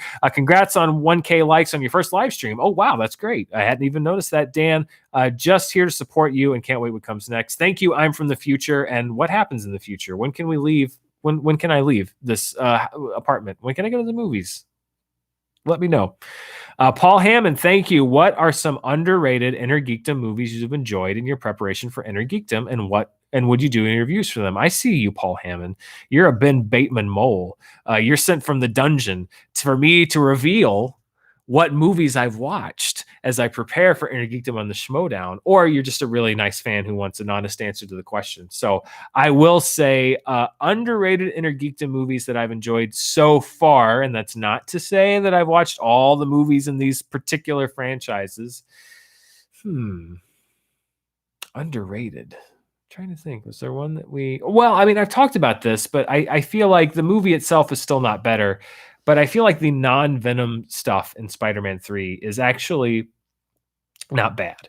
I feel like parts of that movie are underrated. The Peter and Aunt May stuff, when she gives him the engagement ring and talks about how she and Ben and Uncle Ben met and got engaged. And then I actually think that there is some genuine emotion there with Sandman. I'm not crazy about how they sort of retconned the fact that he was involved with Uncle Ben's murder, but I think his backstory, there's stuff to like in there. And actually that armored truck fight with Sandman and Spider-Man, I think is a really good Spider-Man villain fight. It just gets so muddied as it goes on when you add the symbiote stuff and emo Peter and all that stuff. So I will say that I still think that parts of Spider-Man 3 are underrated, and a lot of people throw that whole movie out the window when they talk about it, because it does go very badly in points. So all right, I'm all caught up on Streamlabs. Let's jump over to some more questions from Patreon. Let's see. Nathan Tiemeyer asks, how would you fix the Star Wars trilogy? What does Disney / Lucasfilm need to do differently for new movies in the franchise going forward? I think first and foremost, they just need some revitalization, and it's not an easy task, but I think they've expended the goodwill that they have with their legacy characters, as far as the Skywalkers and the Solos and the people that they know. I think that one of the reasons that The Mandalorian works is that largely, even though you have the child / Baby Yoda and you've seen Mandalorian armor before, there are still new characters for you to like. And so I think it is taking that chance on what is a new character that people are going to like and enjoy. So I would go completely away from the sort of Jedi Sith battle and all of that stuff, and I would go more toward these other corners of the galaxy that we haven't seen yet. Now it seems like they're going to invest very heavily in this sort of Old Republic Jedi direction, so they may not take that advice, but that's what I would do, is sort of find that new direction that's going to excite people. Let's see. Emily Schumacher asks, what are you hoping most from this community you're building with this channel? How can we best be supporting you and your vision for this venture? Thank you, Emily. I'm really just hoping to make this a home for people that love film fans, that feel like they can they can come and talk about classic film, and that people are interested and want to talk about that. And as far as what you can do to support, I mean, people have been doing it already so much, just liking and subscribing and watching. And for people that can join Patreon, that's great. I love talking to you there as well. And then I love the suggestions, because there have been great suggestions from what people want to see that sort of lead me down roads I wouldn't have thought about. I think that there's a lot of places to talk about movies on the internet, and I just want to kind of carve out my little corner as one where you can bring a whole lot of different things to the table, and everybody's welcome, and we can talk about all sorts of different stuff. So that's my hope, is to just sort of be inclusive of all different interests and all different kinds of movies. Dan Herbolaro. Now this is going to be a very controversial question. Traditional wings or boneless wings? Blue cheese or ranch? I know that you're launching a new channel and you'll get more serious questions, so I figured I'd throw in this icebreaker. I think I'm going to have the wrong answer to all of this, which is boneless. I like boneless. I like a boned wing. I'll eat a boned wing. I'll enjoy a boned wing. But if I have my choice, I'm going to go boneless, and I go buffalo sauce. I don't do blue cheese or ranch. I do nothing to dull the sensation of the wing. So for me, it is boneless, and neither is my answer, which, as I found, most people think that that's pretty weird. So, and we like Pizza Hut wings. We go to the wing zone. We like going to the wing zone for wings quite a bit. Let's get some stuff from the community tab. And I feel so bad. There's going to be so many of these questions that I pulled that I'm not going to get a chance to do. I mean, I could do this for like 4 hours, but at a certain point, you're all going to get tired of hearing me talk. So, and I'm going to lose my voice too. What's that? Yeah, Murrell tag team in. Let's see. What's one here? Marta Lutz says, to be honest, I love the Kramit series. It was a great refresher, but it probably took a lot of time and effort. Is there any chance you do anything like that? Has it ended or is it being continued by Screen Junkies? Best of luck to your new channel. Either way, I look forward to see what you come up with. Thank you, Marta. As far as I know, Screen Junkies is going to continue to do Cram It. I like that show as well. The unsung hero of that was Lon Harris, who took the lead in writing, I think, every one of those, if not almost every one of those videos. And a lot of times I was just going in and reading the words that he wrote. So I got a lot of credit because it was my voice. But Lon really is the maestro of those Cram It videos. And as far as I know, they're going to continue doing them. And I love them too. I have no plans to do anything like that because, like I said, that is something that they do so well. I couldn't and wouldn't want to compete with that. So I also hope to see those videos continue because I'm a fan of them too, and they're really good at producing them. There's also a great post team there that does great job putting those together. So I hope Screen Junkies does continue them because I'm a fan of them as well. Very odd question, and I'm sorry if I asked you this in the past. This is Jeff Emerson 21 from YouTube. How in the world did you end up working for the show Mansers?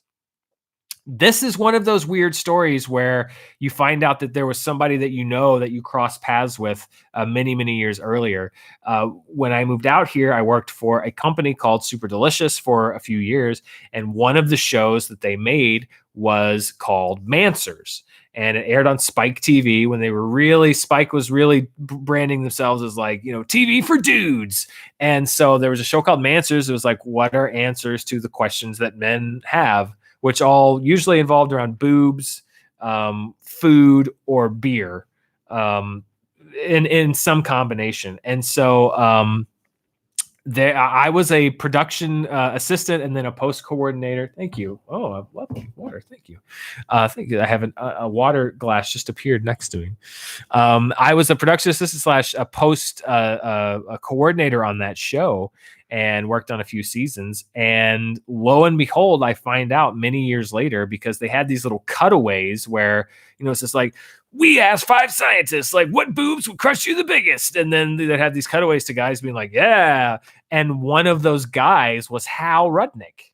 So Hal and I actually worked on the same show probably 6 or 7 years before we ever met each other because he was in it and I was working in post-production. But yeah, I just was working at the company and that was one of several shows that they produced. And that's me. I think I'm actually in one of the episodes too. There's one about like, where's the best place to get shot? And it's like, I'm a guy on crutches hobbling around because there were so many of these little things. They were just grabbing people around the office to be in them because they had to fill all of this, it was all B-roll and stuff. So I even pop up in a couple of those, but yeah, me and Hal Rudnick, it was our first pre-Screen Junkies team up long before we ever met each other at Screen Junkies.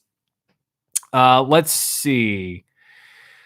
Neil Hutchinson says, I finally got to see Jaws at the cinema last year, and knowing that you and Mark Riley love the film, is there any chance of you doing a commentary episode together? There's actually one that already exists. If you look up Riley's podcast, and I don't know the exact name of the podcast right now, but he and I, a couple years ago, along with his fiancee Julie and Mara, we did a Jaws commentary track that you can find and download right now if you look up Mark's podcast. So that exists. I think that a commentary track is actually one of the perks over on Patreon at the producer level, and polling around and asking people. Jaws looks like one of the finalists for what might be my first commentary next month. So it's possible that Jaws might be my first one also for Patreon. It could be another movie though. There's a few that are being thrown around, but if you want to know one for me and Mark, it's already out there, and we had a great time. We had some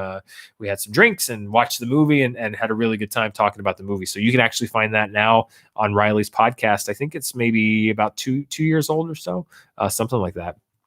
Let's take a couple of more Patreon questions. Let's see. Jason Dolan says, hi, Dan. Did you see the Pierce Brosnan GoldenEye watch along for Esquire on Sunday night? I thought it was a real treat to hear that Quentin Tarantino met with him back in the day about directing the 5th installment of his Bond series. Also, what 4 James Bond movies would you put on your Mount Rushmore? For me, it's Casino Royale, For Your Eyes Only, GoldenEye, and License to Kill. Well, first of all, I love those 4 choices. Like, those are some very unique choices. I think if I had to pick 4 for the quote-unquote Mount Rushmore, I would probably pick Goldfinger, which I think is classic Connery Bond. I would pick maybe The Man with the Golden Gun. I know a lot of people would go Spy Who Loved Me, but I just love Christopher Lee and Scaramanga and the concept of a golden gun and all that stuff. Casino Royale would definitely be up there as far as modern day Bond. And then I think that GoldenEye is a pretty good choice. Although I also have an affinity in my heart for a Bond movie that a lot of people don't like, which is The World Is Not Enough, because I think that's a throwback to almost the Roger Moore era without going too far overboard. That just kind of ridiculousness in Dr. Christmas Jones. And like, I'm sorry. Yes, the last line of that movie is a groaner, but it's also one of the best closing lines in a James Bond movie. So I love, and I get why people don't like that movie, but I like that movie. Let's do a couple of YouTube chat questions. First of all, I want to give a shout out to Mike Kelly, a veteran. Also, Mara is a veteran as well. So Mike Kelly, thank you for watching, and thanks for joining us on the live stream here tonight. And thank you for your service. I hope you're well. Let's see, just toast. How scared were you of taking this step, making your own channel? It was very intimidating.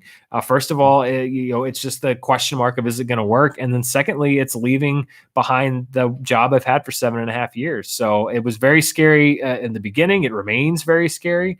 But so far it's been very rewarding, and I'm looking forward to what's to come. But a very big step and very scary step. So yeah, terrified would probably be a good. Mara will tell you, there's nights where I'm just like, can I back out? What am I? I'm doing Joe Bluth. I made a huge mistake. But I actually am very pleased with how it's gone so far. But yes, very scary, very, very scary. Potter Potty 01 asks, any idea of what the first movie club movie will be? Not yet, but I've got some ideas, and I'm going to be floating that over on Patreon, on our Discord server, and probably in the messaging and posts over there pretty soon. I've narrowed it down to a few ideas, but I have to make that decision because I want to actually launch that video on the 1st of the month every month.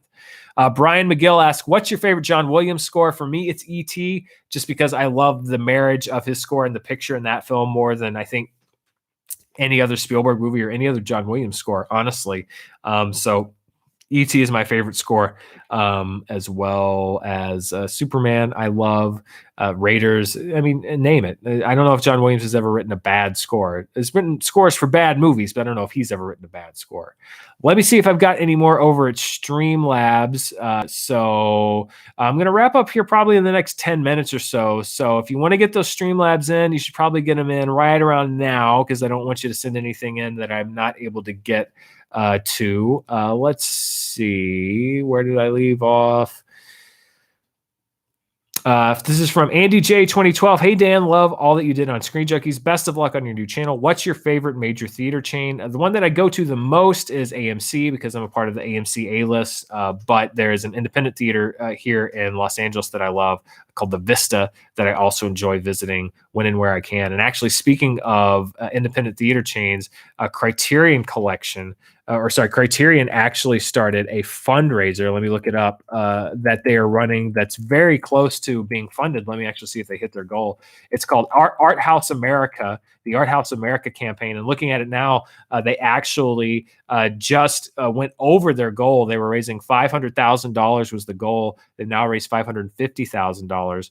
But Criterion is co-sponsoring a fundraiser called Art House America on GoFundMe to help out the independent theater owners during this pandemic who don't have the same protections as these big chains. So if you're looking for a cause to support, and like I said, they met their goal, but who knows how long this is going to go on. Art House America is a great campaign that was started by Criterion to support the independent theater chains. So I support those when I can, but AMC is the one that I go to the most, just because they have the Movie Pass vanquishing AMC A-list.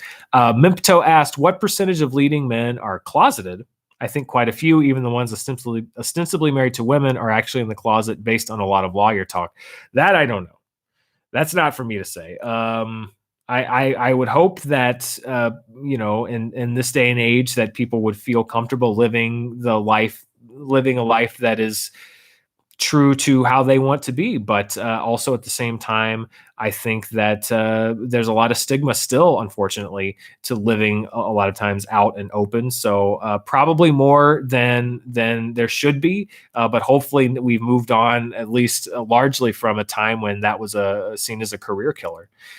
This Girl Games too. Wow. Thank you for this donation. This is extremely generous. Just created a YouTube account today so I could support your new channel launch. Charting with Dan and movie fights were my two favorite parts of Screen Junkies. Would love to see something similar to movie fights here since Screen Junkies has retired it. Well, they haven't retired it necessarily. They are doing it less just because of the amount of work it goes into producing that show. I certainly hope that to see it again soon, largely because as far as I know, I'm still the movie fights champion, and I'd love to go back in there and defend that title.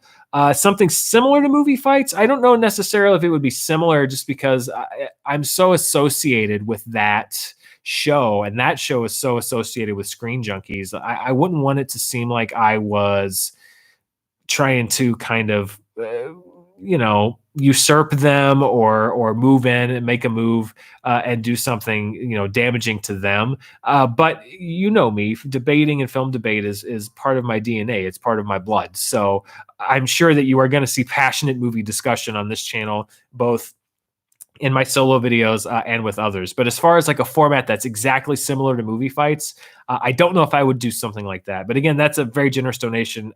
Thank you so much. That's amazing. There's a remark here from a Joe Star. Joe Star. That's a fake name. Dan, we made a decision and I'm the new movie fights champion. Joe Star, I've been informed now. I've been told that that Screen Junkies has appointed Joe Star the new movie fights champion. Now, of course, he cannot be the undisputed champion because I dispute his claim. Sir, I dispute your claim to the throne, and I challenge you to a trial by talking. So listen, if Screen Junkies wants to usurp the current champion, that's theirs to do. But I will show up someday of like Euron Greyjoy, right? He's the one that showed up and knocked the guy off the bridge. Yeah, like Euron Greyjoy, I will show up one day and claim my throne. So you may have won the day, Joe Star, but you watch out, buddy, because I'm coming for you. Oh, I miss Joe. Let's see. Can't wait. Action Caterer says, can't wait to see your videos in the coming future. Dan, excited I am. Oh, it's kind of a Yoda thing. I like it. Question: out of the 2010s, name a movie that I have to see that is underrated. I've been on a 2010s film binge and would love some ones that I can go in knowing nothing about. This is my very basic answer. I want to make sure that it qualifies. But there's a movie by Sidney Lumet. Well, it's from 2007. Well, it's close enough. Called Before the Devil Knows You're Dead. That is great. That is a fantastic movie. Also, The Babadook. If you've not seen The Babadook, it will scare the pants off of you, but I still say see The Babadook. That is a great movie as well. And if you've seen both of those, then I apologize. Den of Thieves is a Gerard Butler movie that I actually liked. I gotta say, I like that movie. Not a masterpiece, but it got a bad rap. I gave it a good review over in Screen Junkies News because it surprised me. So that's another one that don't go in expecting a masterpiece, but I like Den of Thieves. Caleb Benoit would love to see a deep dive review on any movie with you and Chris Stuckman, two of the most thoughtful, measured, educated voices in this space. We got a chance to work with Chris a lot with Screen Junkies Plus, and I always looked forward to when he was coming to town. He is one of the godfathers of what I'm just now attempting to try to do. He and Jeremy Johns and Red Letter Media and several others are sort of like the roadmap to success in this. So obviously I would love to do anything with Chris. Chris has been very helpful and supportive of me in the past, just when I've had questions about just being a critic and when I was first starting out and stuff. So I am so happy to see Chris succeed as much as he has, and would love to do anything I can with Chris. He's a really good guy and I like him a lot. Sir Joel says, I always loved your deep dive spoiler reviews and wish you'd done more of them. I'm curious what form your reviews will take now. More pre-release spoiler-free reviews or more post-release spoiler reviews or some combination? That's a great idea, or that's a great question. I think With the bigger movies, just to get in on the conversation and hit embargoes, probably there will be spoiler-free reviews pre-release. I like going into deep dives afterwards, so it could be the model where I would do a separate review that has spoilers after the film comes out when people have a chance to see it, because I don't like putting spoilers out there, even if it's a spoiler review before the movie comes out, because people can take that information and then use it to ruin it for others. So probably two different reviews for bigger films. But there are some others I think that perhaps if it's not like a massive blockbuster, a Star Wars or Avengers level blockbuster, that I think maybe I could do a review where the first part is spoilers and then at the end, or non-spoiler, and then at the end I could sort of transition into a little more spoilery discussion. I think that actually may be the format with my Picard review that's coming out this week, because the show's been out for a bit. I'll probably do the first part of it, kind of going into my thoughts about the series without going into heavy spoilers, and then the latter part of my review will be talking more about the film, or it's more about the movie, the show, TV show, as I can process and talk about the ending of it. So I think a mix of both, a mix of two, maybe two separate reviews, and then one that combines both. XX Your Disease again, thank you. Hey Dan, I saw an editor's cut of Spider-Man 3 digital on Vudu. I've heard a director's cut of a film, but not an editor's cut. Have you seen it or know what's different? I heard about that. I don't necessarily know what the difference is, which is weird, because a lot of time an editor would not necessarily be empowered to release an official cut of a film. Usually directors and studios are the ones that are empowered to do that. So I heard about it. I don't know too much about it, but it would be interesting to see, particularly because, you know, if there was stuff that sort of went into a deeper character level, I'd like to see that. Is there a review you initially gave a film good or bad and now regret, or have changed your stance? Thank you for that donation. That's incredibly generous. That's a Swingib 914. Again, Big Lebowski was a movie that I saw that didn't quite get when I very, very first saw it. I'm trying to think of a movie that I reviewed, good or bad. I will say that when I saw, I'm going to say those cursed words. When I saw The Last Jedi, that was a movie that we had to come in and do a review in really quickly. Like I think maybe it was the day after we saw it, or maybe that afternoon. I don't remember. But I was still grappling with that movie a lot when we did the review, and you can tell in the review that I was grappling with a lot of stuff. I will say that I've probably listed a little more negatively on the film when I reviewed it, because I gave it a positive review. I would say I would probably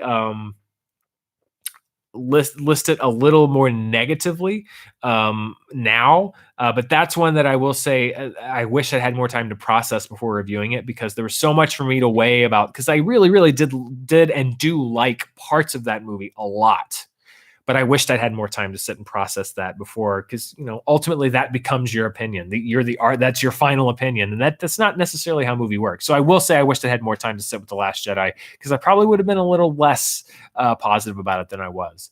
Pan Shreksual said, thoughts on the Shrek 2 soundtrack? It's awesome. I've learned if anyone asks a Shrek question, the answer to it is it's awesome. So and Mara says it's awesome, which means that I also am obligated to agree that it's awesome. So thumbs up on the Shrek 2 soundtrack. Plus you're a Pan-Shreksual, so I'm guessing Pan-Shreksual. I'm guessing you love Shrek is what I'm saying. So I'm going to say it's great. Couple more here, and then I think we'll probably shut down the Streamlabs for tonight. Thank you to everyone that's donated. It's incredibly generous on Streamlabs. Thank you so much. C. Bonius asks, what are some of your favorite movie festivals? You and Mara need to come to the Sidewalk Movie Festival here in Birmingham. Now, I don't know if that's Birmingham, Alabama, or Birmingham, England. But either one, covering a movie festival has been on my to-do list for a very, very long time. So I've never been to one. I would love to go to Sundance, obviously, but also I'd love to go to South by Southwest. I think that sounds like a really fun festival. I'd love to go to Fantastic Fest, which sounds fun. And then one of the sort of fall festivals, perhaps like Toronto, where you can really get a look perhaps at some of the front runners for Best Picture, I think would be a lot of fun. So those are on my short list of festivals I'd like to cover at some point. I think it'd be a good time. And then last Streamlabs is from Loremaster. Loremaster says, do you plan on doing many live streams? Side question, are you familiar with the streamer YouTuber Destiny? I think it would be interesting to see you guys talk. I'm not. I'm actually I'm not well versed at all on the YouTube side. I know a lot of the names in the movie space, but I don't know a lot outside of that, and I'm even less versed as far as the streaming side of it. So I don't know Destiny, but I will look that up. And I don't know how many live streams I'm going to do. There's a couple things I'm working on that might give me the chance to do them, not necessarily on this channel, but and other places. But for this channel right now, it's probably going to be, or it's definitely going to be mostly edited stuff. But it's been great interacting today. But I also am doing live streams over on Patreon, and I want to make sure those also, feel special for the patrons over there. So it'll probably be a lot of kind of figuring out what the boundary is. But thank you for that question, Lore Master. It's been almost 2 hours, so let me just pick. Sorry. Well, there's one last thing we have to do. It's one. Well, we have to have a cat cameo, right? Yes, I promised a cat cameo, and a cat literally leapt into the room. Let's pull up the camera. A cat leapt into the room like as we were about to wrap up. So this is. Also, this is Muffin. We have to say hi to a very special person who's watching. Okay. The Mama Goat herself. Mama Goat. My mom is watching. Hi, Mom. I didn't swear once. See, I can do it on my own. I swear it on. Thanks, Mom. I'm glad my mom is watching. I hope I didn't say anything embarrassing. I wasn't even thinking about that. So, guys, my mom's watching. The Schmodown has fallen in love with my mom. So let me just answer. I'll tell you what, I'll answer one more question from the chat, YouTube, and Patreon, and then we'll call it a night. Thank you, everyone, for hanging around. We've got still 1,000 people in here watching the stream. Thank you so much for watching. Let's see. So from YouTube, let me find a good one to go out on. Knew that was Muffin and not Sir Howard. Someone knew. Our cats are already internet famous. That's amazing. Yes, that is Muffin.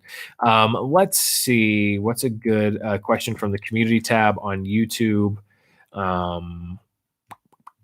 Here's one. Kyle Love asks, do you think the indie film industry is going to suffer post COVID-19?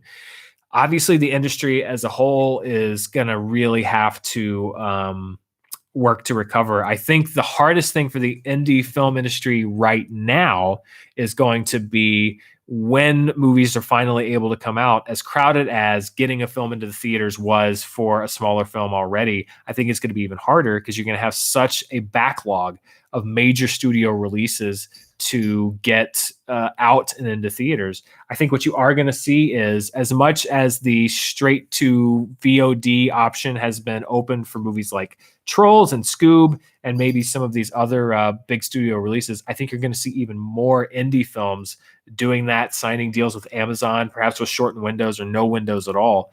And I think that's a double-edged sword. I think that it's great for a movie to come out, a smaller movie to come out in theaters like a Lady Bird from a couple years ago, or Eighth Grade, that can get that quote-unquote legitimacy of a theatrical run. But I think the accessibility of having it in more homes means that more people could see it. So I think that it could be a blessing and a curse, but ultimately, if more people find your movie and appreciate it, that's the ultimate goal. So I think in the short term, the biggest impact on the indie industry is going to be fighting for those screens, because so many more movies now are going to be fighting for those same screens in a more compressed time period. Thank you for that question. Let me take another one from Patreon. Let's see. What's one that I want to do here? James Bennett asks, Dan, it's a pleasure to support you in your new journey. Thank you, James. One of the things I've always found most intriguing about film and media in general is the concept of genre and what defines it. For example, would you classify Silence of the Lambs as horror or crime or thriller or all three? Does something have to include the supernatural or adverse gore to be classed as horror? In which case, what about Psycho? I know there's a few questions, which is probably cheating, but would love to hear your valued opinions. Thank you for what you've done. Yeah, I think that, I would be interested to go back and see when the idea of classifying a film into a particular genre really took off beyond, marketing. I think probably when you start putting them in video storage, you have to put them on a shelf.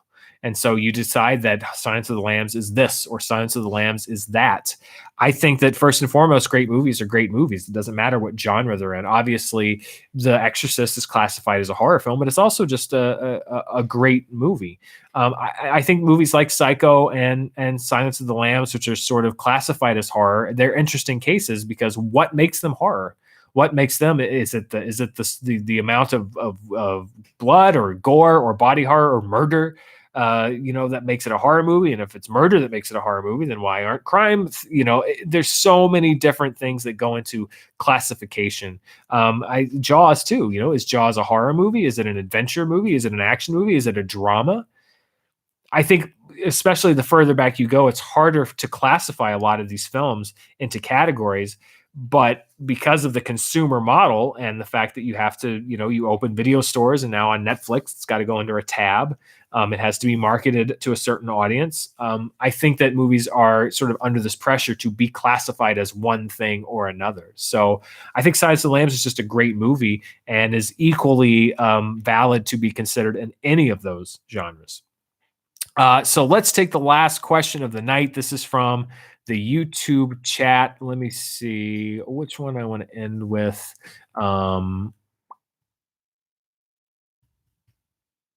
Let's see. Do you like the original Jurassic Park book as much as you like the original movie? I'll answer that quickly. Yes, I do. It's the oldest possession. It's actually right here. This is the oldest possession that I own. It is my original copy of Jurassic Park that I got in trouble for reading in 6th grade under my desk. So yes, I have a huge affinity for Jurassic Park, the book, as well as the film. So I'll answer that won't be the last question, but that's a really good question. So I guess the last one would be from TJ Neilf asking about my favorite director. Steven Spielberg went back to making action adventure films based on books, a la his work from the 70s to the 90s. What do you think? Oh, I'm sorry. It's TJ Nee. If Steven Spielberg went back to making action adventure films based on books, a la his work from the 70s through 90s, what do you think his next film should be? Well, I mean, we saw this with Ready Player One, which was a book adaptation that he then made into a movie that I really enjoyed. I think that I would like to see him tackle, he's doing West Side Story, which, I mean, I love Spielberg and I'm interested to see what he does, but West Side Story is also a great movie. There are elements, as we mentioned earlier in the stream, that might not hold up by today's standards, but on the whole, I think it's a great movie. So it'll be curious to see how he improves on what was already done. I mean, that's a Best Picture winner. But as far as what Spielberg could do, I would like to see him take on not necessarily a current book, but a classic. What is Spielberg's take on a classic? And it was just made by George Clooney into a TV show, but I think he has the wry humor to do something like Catch-22. He did something very similar in a way in 1941, which is sort of a screwball World War II set comedy, a lot of characters and juggling. I think he could make a good movie out of a book like Catch-22. Probably not going to happen because they just did the TV show. But I would really like to see him take a book that either has not been made or something that perhaps was made but could be improved upon and do it, because I think that he is such a iconic and important filmmaker. To see him tackle one of these great classic books would be something really unique to see later in his career. So guys, we've been going for almost 2 hours. This has been so much fun. Thank you to everyone who donated through Streamlabs. You were incredibly generous tonight. Thank you to everyone who left a question in the community tab, who left a question on Patreon. I'm sorry we didn't get to every single one of them. These live streams are going to be a monthly thing for patrons at the director level. So if you're interested in doing these monthly, head on over to patreon.com/Dan Murrell. That way you can see if signing up for Patreon is a move that you want to make. But this is also something that, it might not be a regular thing on the channel, but I've enjoyed doing this. I've enjoyed the fact that we can get questions from so many different people. So this is definitely something that I'm going to want to do again in the future. I want to thank the mods who have been out there really with the chat helping. Delisha, Jack, and Brandy, who are also my mods over on my Discord community for Patreon. Thank you guys for helping out with this. Thank you, Mara, who is helping me keep track of questions and manage my Google Docs. And thank all of you for your great questions, for sticking around, and honestly for your support thus far. We're early into this adventure, but it has been so fun and so amazing. So that is the end of the stream for tonight. Thank you for watching. The review of Picard will be up very soon, later this week, and onwards to new heights. I'm happy that you were here with me, that you've taken this leap of faith with me, and I can't wait to see what's next. Thanks so much for watching. We'll see you next time.